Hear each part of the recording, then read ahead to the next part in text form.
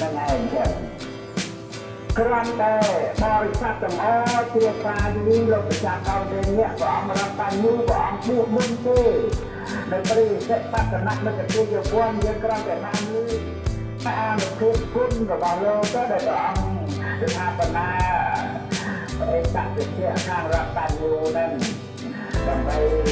មក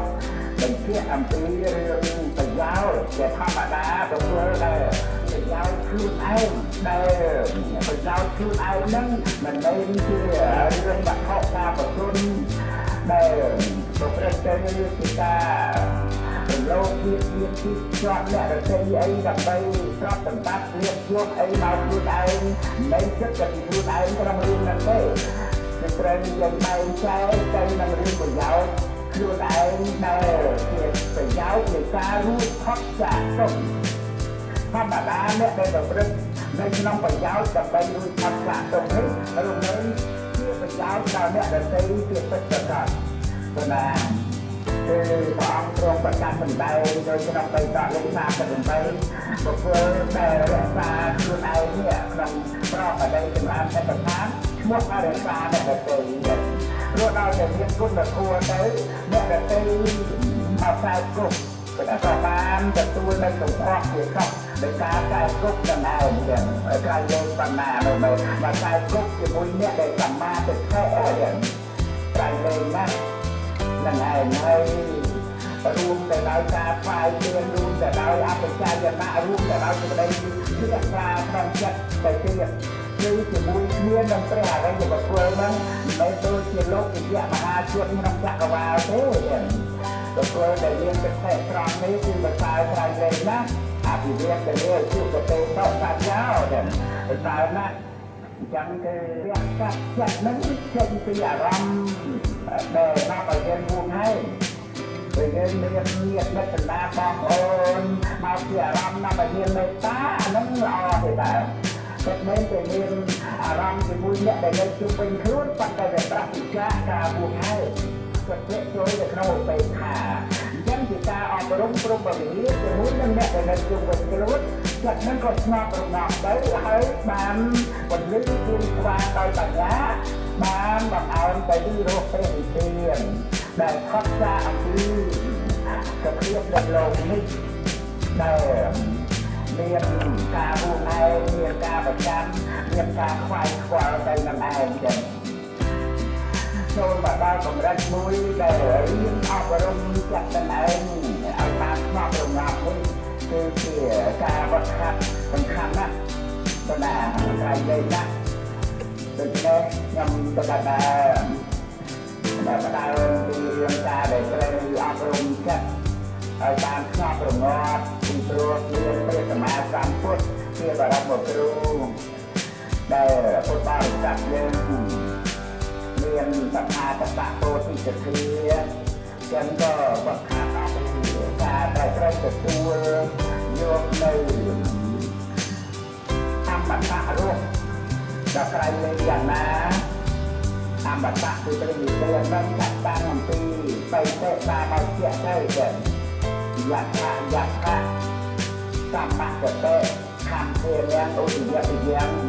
លក្ខតេបៃតតាមកជាអមតៈតាំងឬជាលក្ខណៈនៅក្នុងវិខវៈព្រះអង្គសម្ដែងមានការអប់រំទៅដោយសតិប្បដ្ឋានវិបស្សនាចឹងសម្បកតេហ្នឹងក្នុងអារម្មណ៍ដែលជាបរិសុទ្ធជាចិត្តពួរនឹងឯងជាយថាសម្បកតេហ្នឹង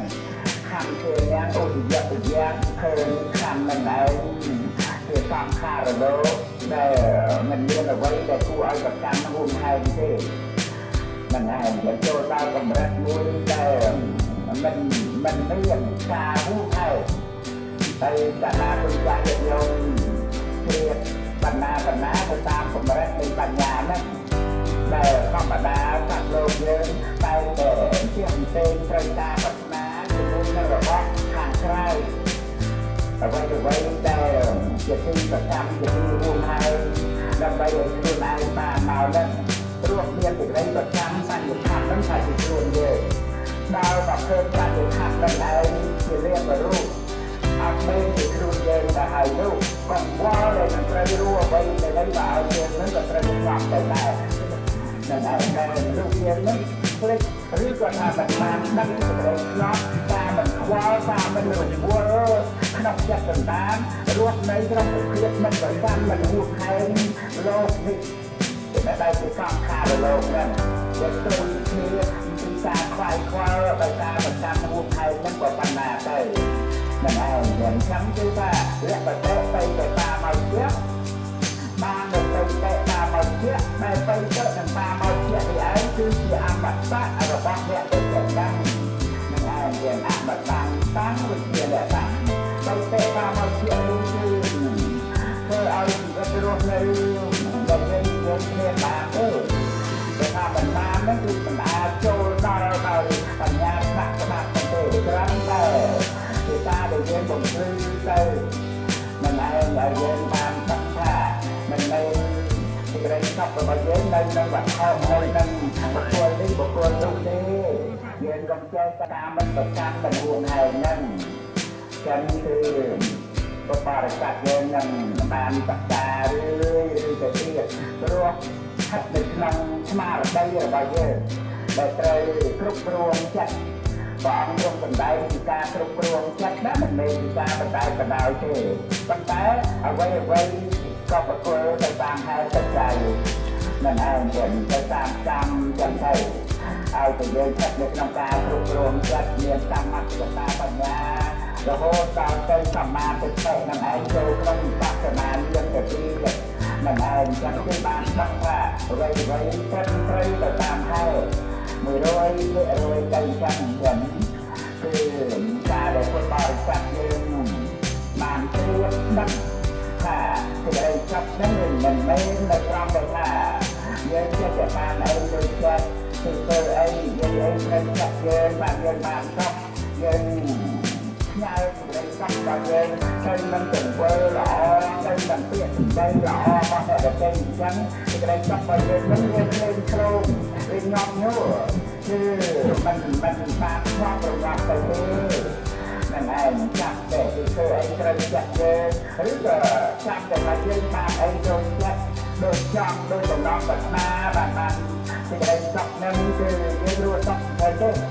នឹងឯងយើងនាំគ្នាមកសិក្សាបច្ចៈនឹងវិញបច្ចៈនឹងបានឲ្យពុទ្ធបានត្រាស់ហើយមិនធម្មតាពុទ្ធបានទៅជាព្រះជាពុទ្ធអរិយសាវកពុទ្ធនឹងឯងយើងនិយាយថាសាលាហ្នឹងគឺចាំយើងមិនដឹងមានរូបព្រមទៅដោយបច្ច័យកំណត់ដឹងតាពិតនៃមានរូបតែការប្រលួតជាធម្មតាហើយក៏មានបរិញ្ញាបរិញ្ញាបុគ្គលទៅនឹងឯងបានទៅជាពុទ្ធព្រះ